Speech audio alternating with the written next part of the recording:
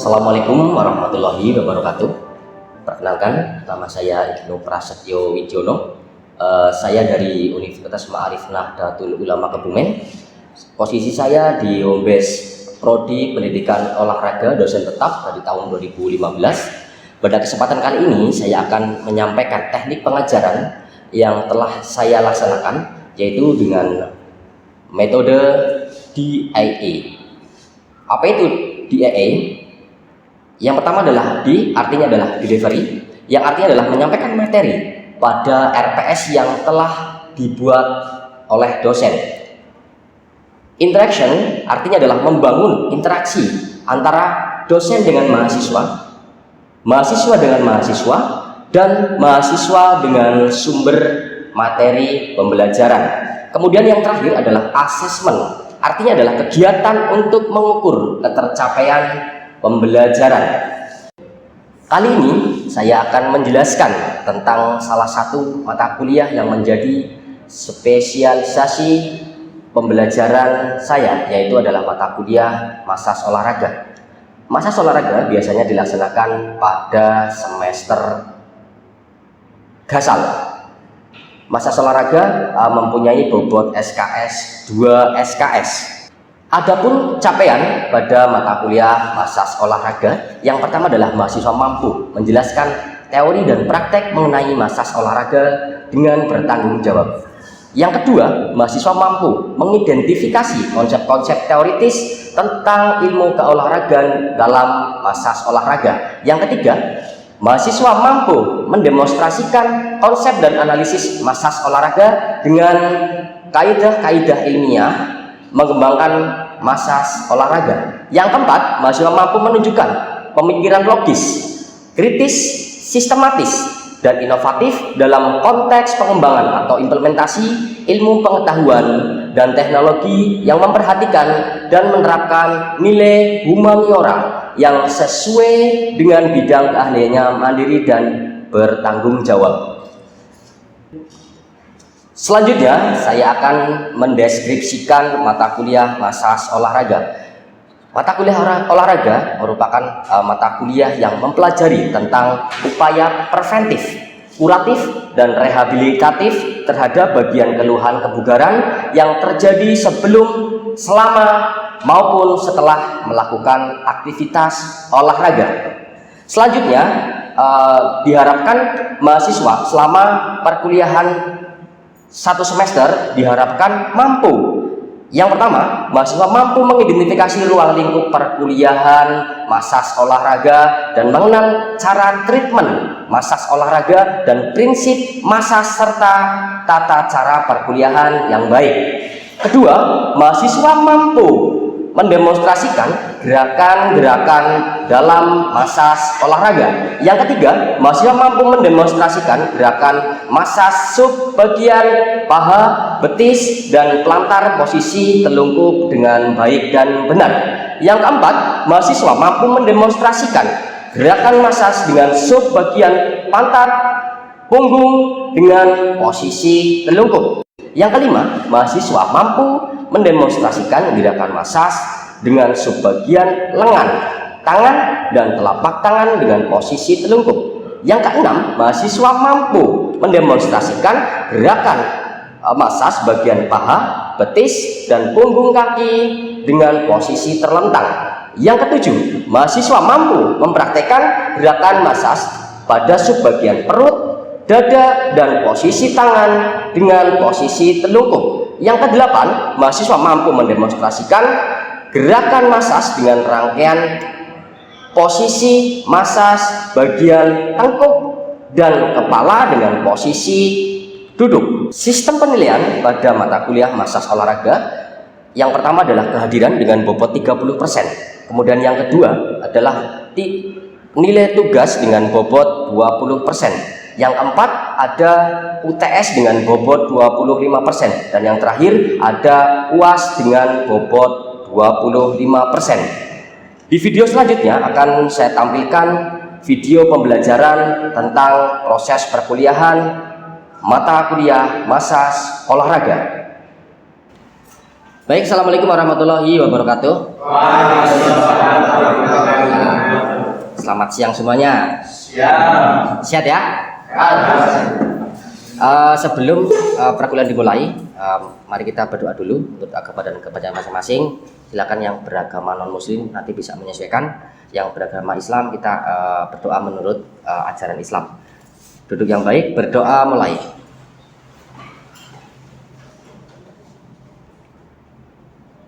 Selesai. Baik, saya sebelum melaksanakan perkuliahan, kita cek dulu untuk kehadiran mahasiswa untuk pertemuan kedua ya. Ini pertemuan kedua. Siapa yang tidak hadir? Yang tidak hadir siapa? Yang tidak hadir? Yang tidak hadir? Hadir semua? Tegar nggak kelihatan ya? Tegar ya? Tegar. Sama? Rifki. Oh mungkin lagi voli apa ya? Kayaknya lagi ada kegiatan voli antar kampung di TKM ya. Ya. Itu pemain-pemain voli ya. Saya juga belum cek. Barangkali mungkin nanti ada izin dari mahasiswa tersebut. Saya juga belum cek lagi. Oke. Baik, kita menuju ke materi. Coba dilihat nih. Kalau jenengan lihat ini spot massage. Orientasi penjenengan apa tentang spot massage ini? Gambarannya jenengan apa ini? Spot massage itu jenengan gambarannya apa sih sebenarnya? Penanganan. Penanganan apa? Penanganan cedera boleh. Yang lain, coba yang lain. Spot massage, penanganan cedera boleh. Yang lain? Pijat. Ya, boleh. Apalagi? Refleksi. Ya, boleh. Ada lagi? Cukup ya? Ya, cukup. Baik. Spot massage itu saya cerita dulu ya. Jadi spot massage itu memang begini. Ini hanya masalah istilah. Kalau khususnya di Kebumen ya, kalau jenengan misalkan sedang kelelahan atau bahkan mungkin cedera ringan, jenengan nanti barangkali mungkin ke tukang pijet, iya enggak? Iya enggak? Iya. Ini hanya masalah beda istilah. Kalau di olahraga itu memang ada mode sendiri, yaitu adalah spot massage. Bukan berarti di sini hanya diperuntukkan pada olahragawan, tidak. Karena kita basicnya adalah olahraga. Berarti kita tetap harus secara rumpun keilmuan kita harus ikutkan bahwasanya massage ini harus dihubungkan dengan olahraga. Di semester kemarin itu sudah kita bahas di mata kuliah asas dan pelajaran terjelas, itu ada sistem kerangka tubuh, ada sistem otot, ya enggak? Ada sistem pencernaan, ya enggak? Ada sistem peredaran darah. Itu semuanya sebenarnya nanti kita ingkirkan ke mata kuliah ini. Seperti itu. Baik ya, berarti sudah punya gambaran kalau misalkan massage itu boleh dikatakan sebagai pijet, boleh dikatakan sebagai terapis, boleh dikatakan sebagai apa tadi, refleksi, boleh. Artinya bahwasanya tujuan massage di sini nanti akan saya jelaskan. Jadi massage itu hanya kita bahasa di olahraga. Spot massage itu adalah metode penanganan tubuh atau relaksasi tubuh setelah orang melakukan aktivitas olahraga atau aktivitas fisik yang lain. Gitu artinya. Jadi kalau misalkan jenengan mau nyebut pijet boleh, mau nyebut refleksi boleh. Tapi di sini spot massage ini ada beberapa tipe spot massage. Itu ada tipe tradisional mungkin yang diberikan oleh pijet-pijet di rumah panjenengan gitu ya. Terus kemudian ada tipe Inggris ada. Nah nanti yang kita pelajari adalah tipe Swedia. Nah pertanyaannya, tipe-tipe itu bedanya apa sih? Bedanya adalah hanya prosesnya saja, tapi tujuannya nanti sama. Tetap arahnya nanti ke kebugaran, atau bahkan mungkin nanti bisa untuk menangani cedera yang ringan. Jadi bukan untuk cedera berat. Utamanya adalah kebugaran, tapi nanti untuk penanganan cedera yang ringan-ringan boleh.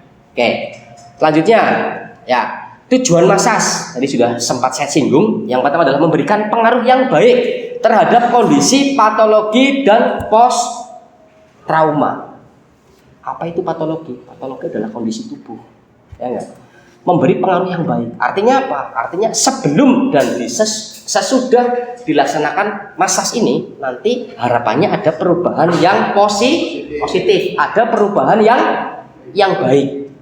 Apa misalkan tadinya misalkan cedera ringan, kok tiba-tiba jadi cedera berat, berarti tujuan dari massage ini sudah tidak tercapai. Karena mungkin barangkali ada banyak faktor, barangkali tidak sesuai dengan aturan-aturan massage yang ada pada pedoman, seperti itu.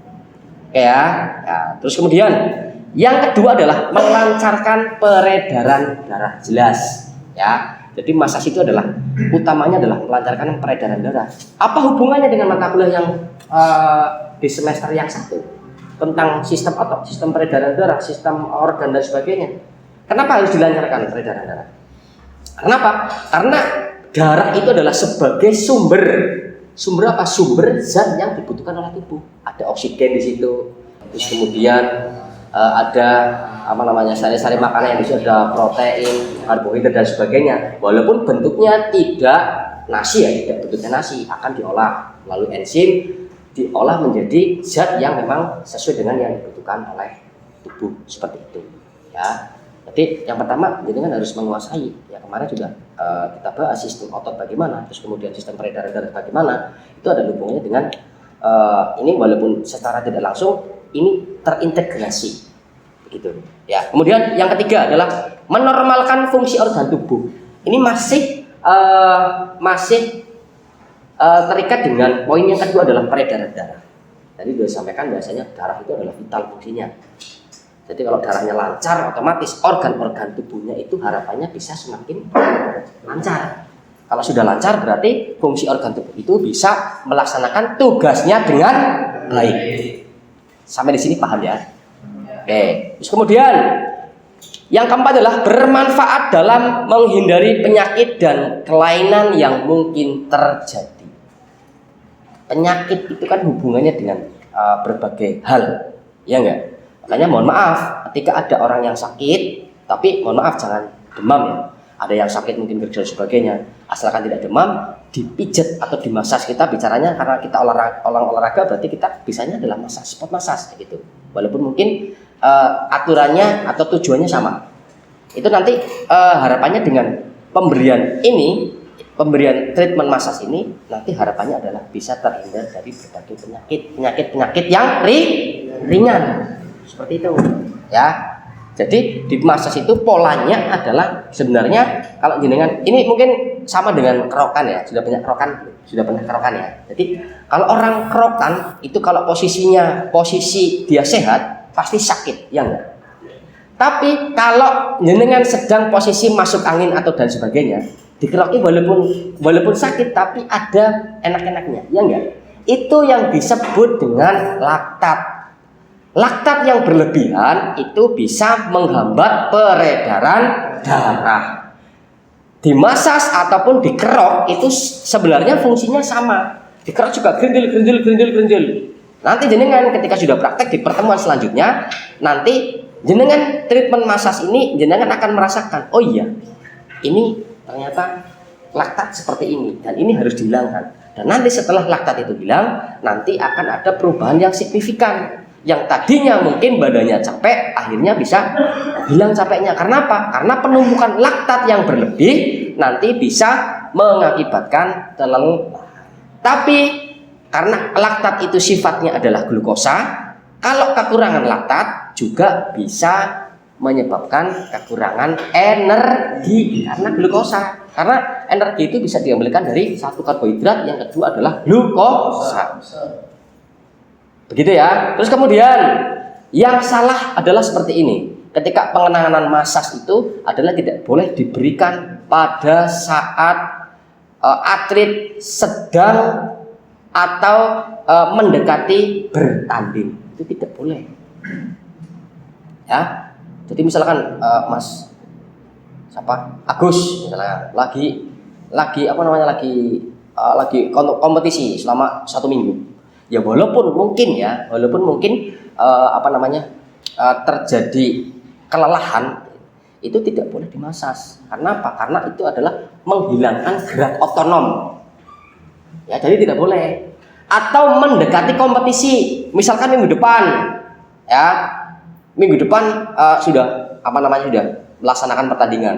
Wah, pijet dulu lah gitu, masas dulu, tidak boleh. Tidak boleh mendekati kompetisi. Karena apa? Karena menghilangkan gerak otonom dari seseorang. Gitu. Jadi kalau sudah selesai kompetisi baru boleh dimasas. Walaupun memang kebutuhan badan itu kan sebenarnya reaksi. Ya, reaksi tubuh bahasanya ini sebenarnya ini butuh dilancarkan peredaran darah. Mungkin seperti itu. Tapi itu tidak pada posisi sedang atau mendekati kompetisi. Paham ya sampai sini ya? Terus kemudian yang terakhir adalah mempertahankan, memperbaiki dan menghilangkan akibat kelelahan. Tuh, sampai di sini tujuannya harus dipahami betul. Sudah paham ya tujuan masas ya? Ya. Oke, selanjutnya.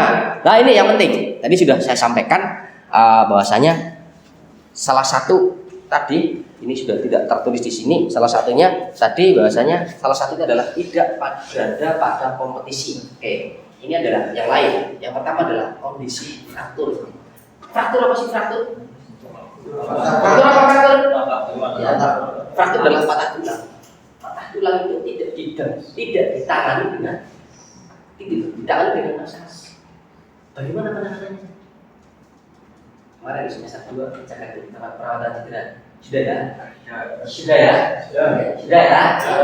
Jadi kita itu sebagai pelaku olahraga itu tidak boleh, artinya tidak boleh terlalu ekspektasinya tidak terlalu tinggi. Artinya ini sudah ranahnya medis, biarkan diselesaikan oleh medis. Jadi tidak perlu harus masas. Tulang fraktur dimasas tambah hancur, tidak boleh. Ya, fraktur itu patah tulang, bayangkan aja, ketika patah tulang bisa nggak mungkin nyambung. Itu sudah ranahnya medis, ya, tidak logis juga, ya. Terus kemudian dislokasi. Apa ini dislokasi? Ya, sendi itu adalah hubungan antara dua lepas. Bisanya adalah direposisi, bukan dimasas. Kalaupun nanti dimasas itu bukan persendiannya, tapi adalah otot-otot yang menghubungkan antara dua sendi. Misalkan kita sederhana lutut, sebelum direposisi boleh ya, dirilis dulu ototnya, otot-otot yang berhubungan dengan lutut, tapi tidak untuk penyembuhan, ya, karena sendi itu sudah ranahnya sudah lain. Kemudian yang ketiga adalah variol atau pendarahan di masa parah. Ya. Yang keempat adalah tumor atau daging tubuh. Ya, sudah pernah lihat tumor daging tubuh? Ya, boleh dimasas. Ya. Terus demam, nah ini yang kadang-kadang kita itu mungkin tidak tahu, ketidaktahuan kita, ya, bahwasanya demam itu, kondisi demam itu kan kondisi di mana kita sedang bertarung melawan penyakit yang akan masuk, ya enggak? Setelah demam itu nanti bisa sembuh atau tambah sakit. Nah, kondisi seperti itu tidak boleh dimasas. Jadi misalkan jenengan setelah nanti mendapatkan bangunan sampai selesai jenengan jadi master ya, walaupun master lokal gitu, seperti orang tua atau tetangga dan sebagainya, paling tidak jenengan punya dasar. Dan satu ini yang menjadi pedoman bahasanya nanti ketika ada orang yang minta dimasas dengan kondisi badan demam itu tidak diperkenankan. Gitu ya. Terus kemudian desentri atau sedang mulas-mulas. Ya, yang terakhir adalah prejen atau sedang mengandung. Pak, misalkan itu ada dukun bayi dipijat. Ada nggak? Sekarang masih ada nggak? Iya, ada orang yang sedang hamil pijat. Itu sudah lain lagi prinsipnya. Kita menggunakan prinsip masas. Spot masas itu tidak boleh kita masas itu pada orang yang sedang mengandung. Tidak boleh. Ya, sampai di sini ada pertanyaan apa tidak? Sudah paham ya? Sudah paham. Oke. Ya, kita menuju ke spot massage ya. Ini prinsipnya sudah saya sampaikan kemarin ya, posisi-posisinya juga saya sampaikan dari awal kemarin ya. Spot massage adalah sentuhan yang memberikan perasaan aman, nyaman dan kehangatan serta kesegaran. Ya, jadi massage itu tujuannya adalah memberikan perasaan aman. Jangan sampai nanti diberikan massage terus jadi gelisah dan lain sebagainya, itu berarti tujuannya tidak prinsipnya itu tidak tercapai. Nyaman dan kehangatan serta kesegaran. Jadi sebelum dan sesudah dimasas, artinya tujuannya adalah nanti pada muaranya adalah kesegaran. Gitu ya. Terus kemudian ada masas yang ditujukan kepada siapa saja yang sehat. Ya, ada orang tua boleh nggak? Boleh. Orang muda boleh nggak? Boleh. Anak-anak boleh nggak? Boleh. Pria atau wanita? Ini nggak usah bertanya, Pak. Kalau yang itu, Pak, itu sudah lain lagi ya. Yang itu ya perlu kita bahas ya. Pria atau wanita? Artinya mungkin secara prinsip ya pria ya berarti nanti merilis massage untuk pria. Kalau yang perempuan ya untuk yang perempuan. Boleh nggak kalau perempuan ke laki-laki, laki-laki perempuan? Boleh. Yang muhrim. Itu ya. Terus kemudian termasuk mereka yang mengalami cedera ringan. Tadi sudah disebutkan ya, ada cedera ringan. Cedera ringan itu boleh dimasas, dirilis ototnya. Artinya ketika dirilis ototnya terjadi cedera yang mungkin dianggap ringan, resikonya tidak besar. Seperti itu. Ya.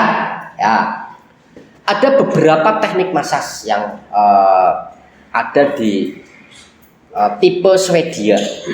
Yang pertama adalah effurase. Diingat-ingat effurase. Effurase itu adalah menggosok. Jadi proses massage itu diawali dan diakhiri setiap subbagian itu dengan effurase dulu. Dimulai dari mana? Dimulai dari telungkup dulu. Minggu depan kita sudah mulai praktek ini. Ya, di effurase bagaimana sih effurase? Petrisase sih bagaimana sih petrisase? Shaking bagaimana sih shaking? Ya, shaking itu menggoyang-goyang.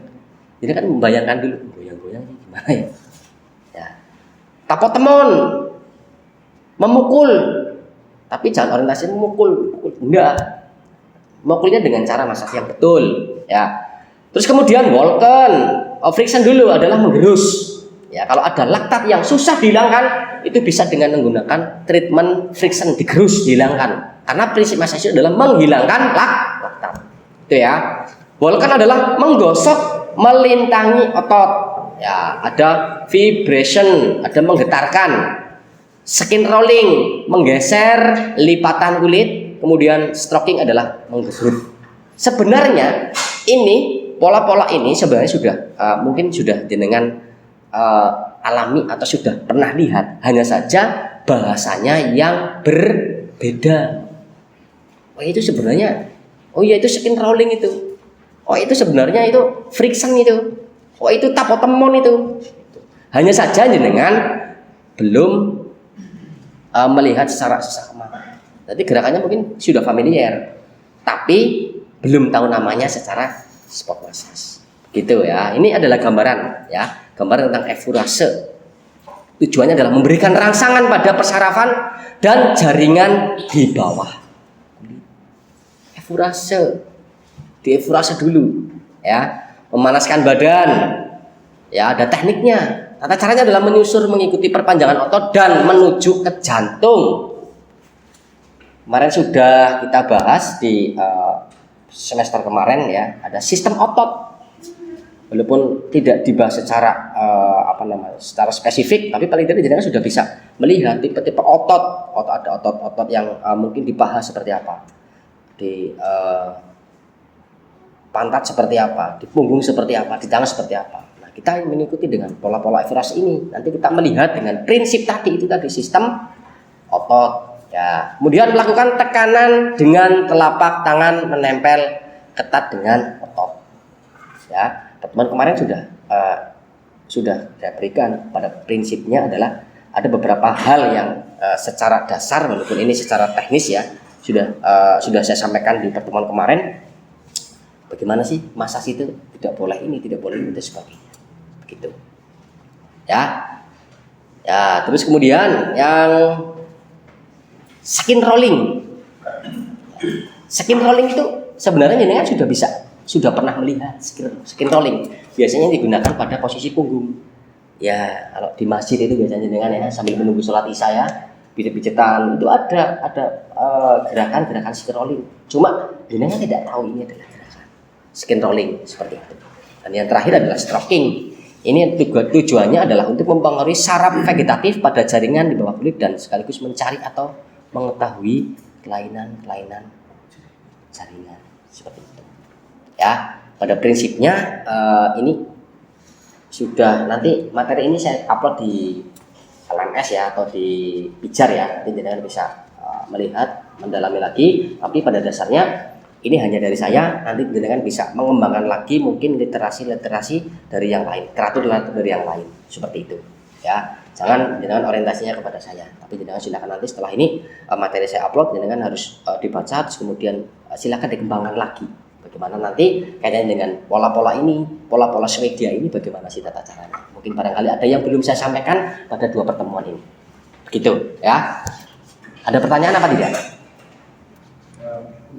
Ya, berarti minggu depan sudah siap ya, memposisikan jenengan, silakan dipersiapkan. Yang pertama adalah jenengan nanti bawa handbody, terus kemudian yang putra nanti putri ya, nanti pakai kolor ya, karena nanti pelaksanaannya kita mohon maaf karena ini profesional, bukan berarti nanti kita vulgar, nanti putra dan putri kita pisah ya, karena ini tidak bisa dengan di atas kain, nggak bisa, harus jenengan merasakan sendiri. Ini tujuannya adalah untuk melicinkan. Bayangkan kalau tidak diberikan pelumas seperti ini, ya itu sakit ya. Berarti di pertemuan berikutnya setelah jenengan bahasa ini, jenengan punya gambaran atau mungkin jenengan bisa buka-buka video. Minggu depan kita praktekkan pola-pola teknis masas olahraga yang sudah saya berikan untuk pertemuan hari ini. Nanti kita praktekkan pada pertemuan minggu depan. Itu ya. Nanti sudah tidak ada pertanyaan ya. Sudah cukup ya. Sudah cukup dari saya. Yang belum absen nanti, yang baru datang silakan nanti bisa presensi lagi ke saya. Kalau sudah tidak ada pertanyaan, mari kita tutup dulu. Kita tutup dengan bacaan hamdalah bersama. Amin. Terima kasih. Assalamualaikum warahmatullahi wabarakatuh.